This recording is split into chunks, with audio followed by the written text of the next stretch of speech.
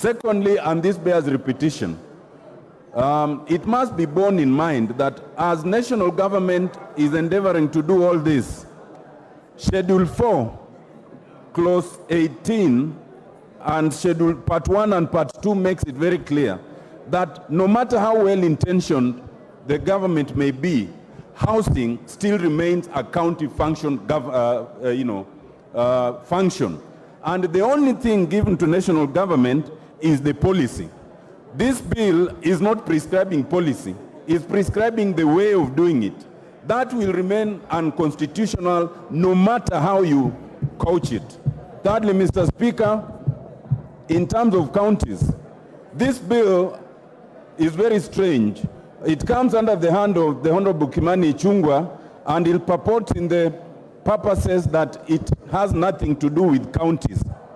And yet, first of all, in the very face of the bill, Mr. Speaker, if you look at the bill, Clause 10 2C, Clause 12 3B1, both of them actually expressly mention the county.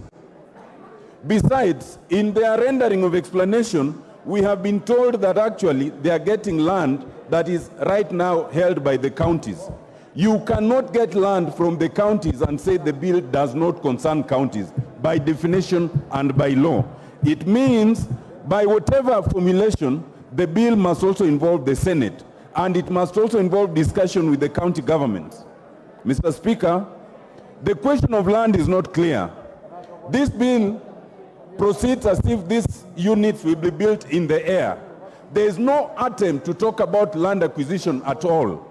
In fact, more importantly, under the Constitution, whether it's land held on behalf of the county or on behalf of the national government, it is only the National Land Commission that is authorized to allocate that land. The bill does not even recognize the National Land Commission, and I've seen the submission by the Commission itself. It was persuading the committee to have provisions on the process of land acquisition. Otherwise, you'll end up putting public money in land that is not even owned by the public.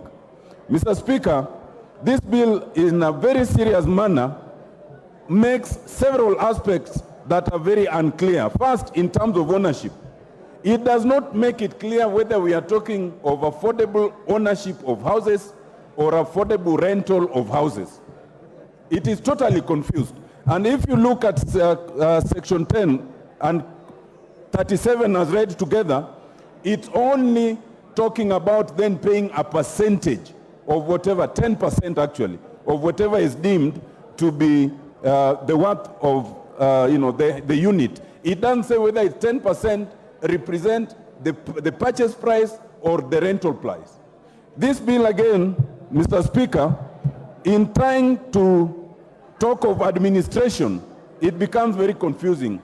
In Section 11, the money is supposed to be divided three ways.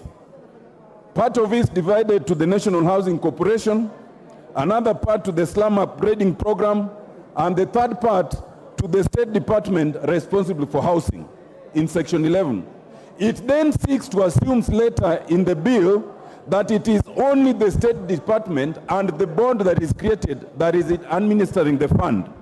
The truth is, once you allocate land to the National Housing Corporation, to the slum upgrading fund, you have no means under the bill of then superintending it.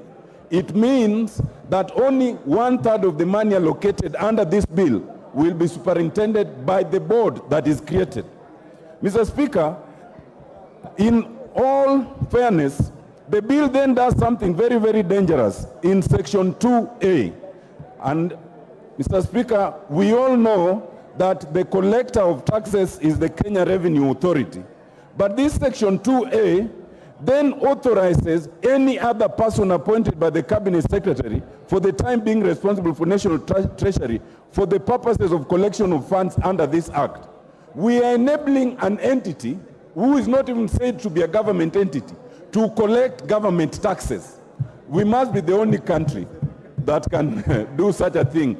And besides, you know that later on, 2% of the monies allocated are then allowed to be retained by this actor. Who is this person that we are giving the possibility of collecting monies that belong to Kenyans under this fund? Mr. Speaker, I wish to submit that however well-intentioned, this bill still requires a lot of proper analysis and engagement, not at the level of drafting, but at the idea level. It is still premature, it has not been well cooked, it is being rushed, it will end up being in problems. I so submit, Mr. Speaker. Thank you very much.